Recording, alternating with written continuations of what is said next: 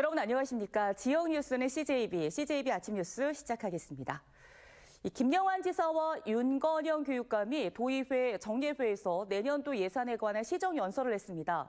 김 지사와 윤 교육감의 의중이 실린 첫 예산으로 두 기관 모두 선거 공약 실현을 위한 신규 사업과 함께 복지 예산을 확대했습니다. 김세희 기자입니다. 충청북도가 편성한 내년도 예산안은 6조 6,567억 원. 올해보다 8.1% 증가한 규모입니다. 민선 8기 김영환 지사의 공약 사업과 민생 회복, 도민 안전에 초점을 맞췄습니다. 김영환 지사는 시정연설에서 취약계층 복지 예산을 11% 확대했다고 밝혔습니다.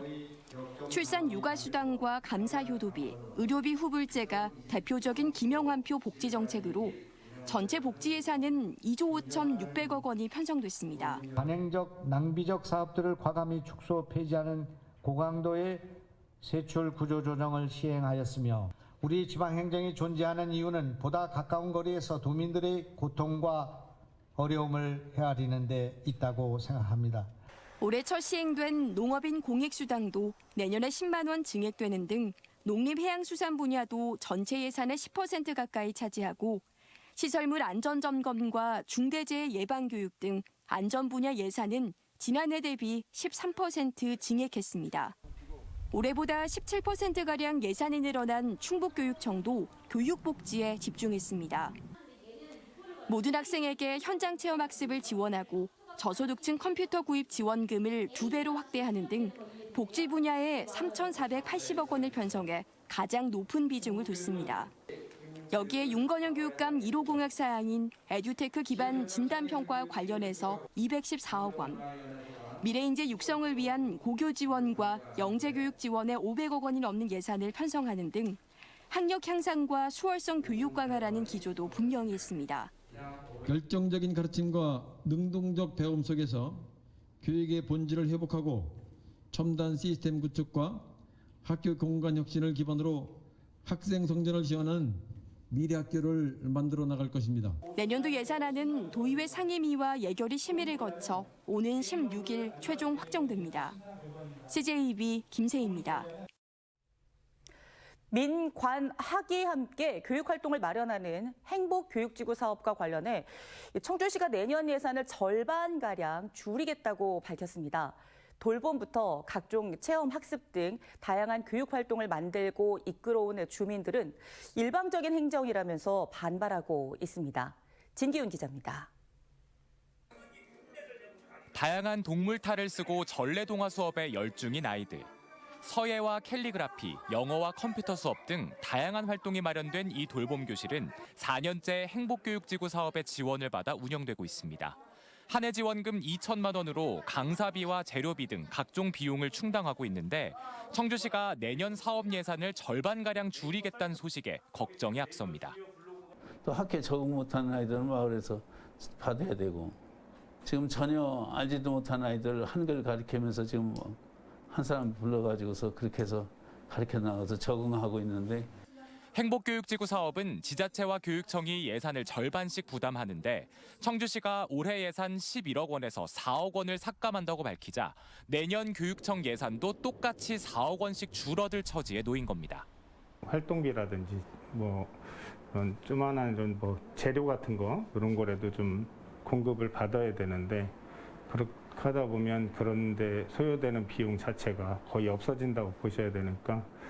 청주에서 행복교육지구 사업의 지원으로 교육활동을 하는 단체는 80곳. 교과와 연계한 체험활동, 마을신문 만들기, 지역축제 기획 등 다양한 청소년 활동을 마련했던 단체들도 예산 삭감에 우려를 나타냅니다. 콘텐츠가 적어지거나 아니면 부실해진다라고 한다면 저희가 이제 사실 조금 곤란해지는 상황이 많이 오죠. 기다리는 친구들에게 어른들이 너희한테 이런 좋은 프로그램 하지 말라고 한단다라고 얘기를 할 수도 없는 것이고. 청주시는 예산을 늘릴 계획은 없고 중복되는 사업 위주로 절감하겠다는 방침입니다. 예산 삭감에 반대하는 주민들은 서명운동에 들어갔고 사흘 만에 1,200명 넘게 동참했다고 밝혔습니다. CJB 진기훈입니다. 이 정부의 업무 개시 명령에도 화물연대가 강력히 반발하면서 도내 시멘트 업계의 출하량은 평소의 절반에도 미치지 못하고 있는 것으로 나타났습니다. 파업 일주일째를 맞은 단양과 제천의 시멘트 공장은 업무 개시 명령으로 일부 수송에 동참하는 비조합원들이 늘면서 출하량이 조금씩 늘어나고 있습니다. 그러나 화물연대가 대정부 투쟁 의지를 다지고 있고 비조합원의 파업 참여를 독려하고 있어 시멘트 출하량은 아직까지 50% 수준을 밑돌고 있습니다. 또 시멘트 출하가 차질을 빚으면서 도내 레미콘 공장의 절반 이상이 가동을 멈췄고 다음 주까지 파업이 이어질 경우 대부분 멈춰설 것으로 전망됩니다.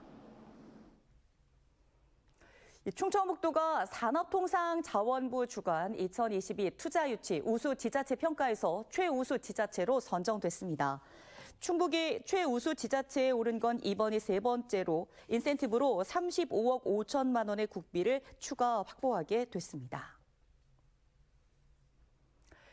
충주역과 경기 성남 판교역을 직접 연결하는 KTX 열차 개통이 속도를 낼 전망입니다.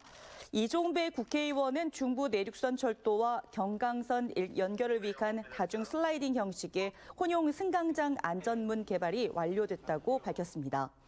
이에 따라 충주에서 판교 구간을 열차를 갈아타지 않고 한 번에 갈 수 있어 지통 열차 개통이 탄력을 받을 것으로 보입니다. 중부 내륙철도 경기 이천 부발에서 충주 구간은 올해 초 개통했지만 서울까지 가려면 부발역에서 내려 환승해야 하는 불편함이 있어 이용률이 저조한 실정입니다. 이 고물가 속 저렴한 가격으로 가게 부담을 덜어주는 착한 가격 업소가 있는데요. 정부의 확대 정책에도 지역의 착한 가격 업소 이 수가 제자리 걸음을 하고 있어서 지역 맞춤형 대책 마련이 시급해 보입니다. 장원석 기자입니다. 자장면 한 그릇에 2,500원, 헤어커트는 단돈 3,000원. 대전에서 영업 중인 착한 가격 업소들인데 시중 가격의 절반에도 못 미쳐 손님들의 발길이 끊이질 않습니다.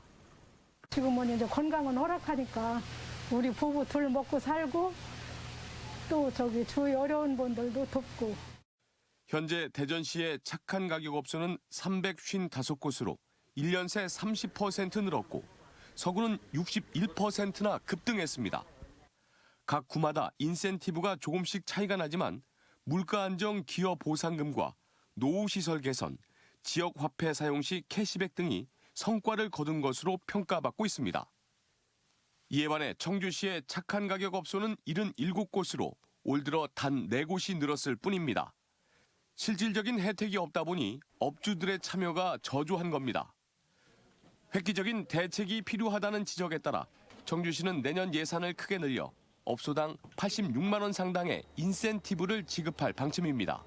내년에는 예산을 2배로 확대를 하는데요. 착한 가격 업소 연합회 회원분들과 함께 협의를 해서 업소에서 꼭 필요한 착한 가격 업소 업주들은 SNS 홍보와 세금 감면 등 체계적인 육성 지원책이 필요하다고 말합니다.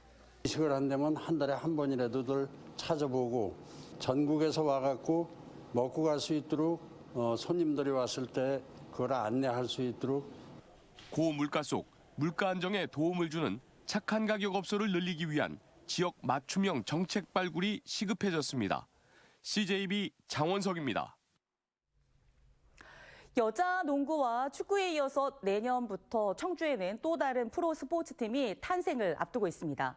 바로 남자 핸드볼 SK 호크스인데요.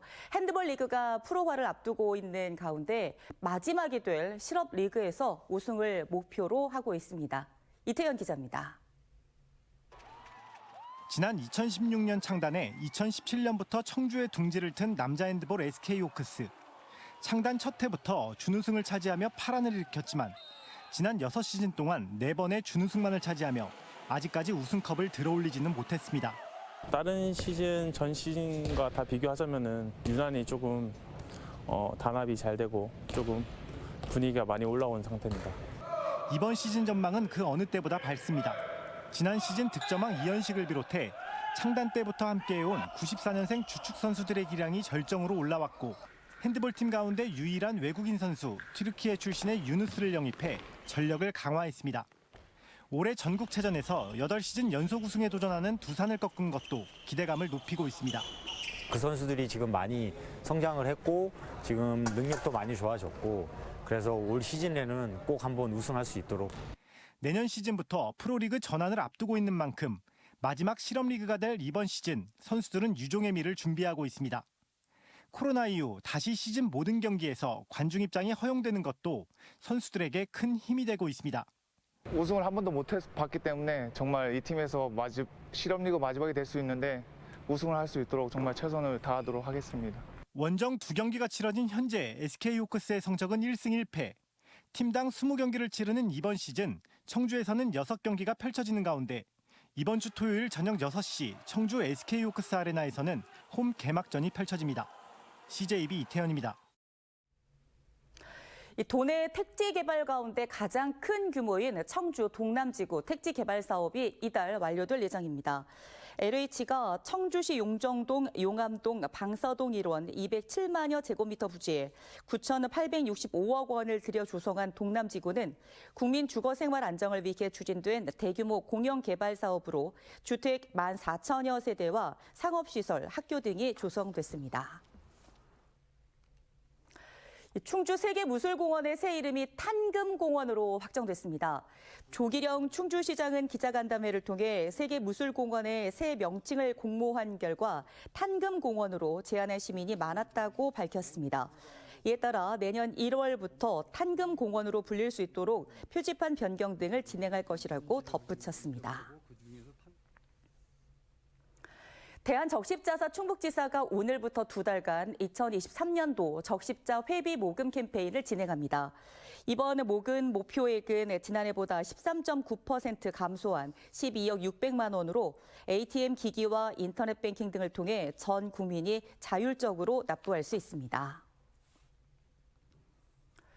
청주시가 본격적인 한파에 신속 대응하기 위해 야간 노숙인 보호 순찰을 실시합니다.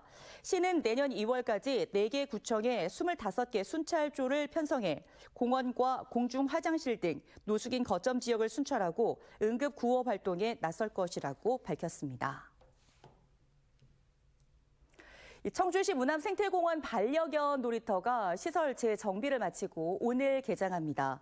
운영 시간은 오전 9시부터 오후 6시로 시간대별 최대 48명까지 자유롭게 이용 가능하고 동절기인 11월부터 3월까지는 오후 5시까지 운영합니다. 반려견 놀이터는 견주와 동물 등록을 마친 반려견에 한해 입장 가능하고 월요일은 정기 휴무입니다. 날씨는 춥습니다만 12월의 첫날입니다. 더욱 힘내는 하루 되셨으면 좋겠습니다. CJB 아침 뉴스 마치겠습니다. 고맙습니다.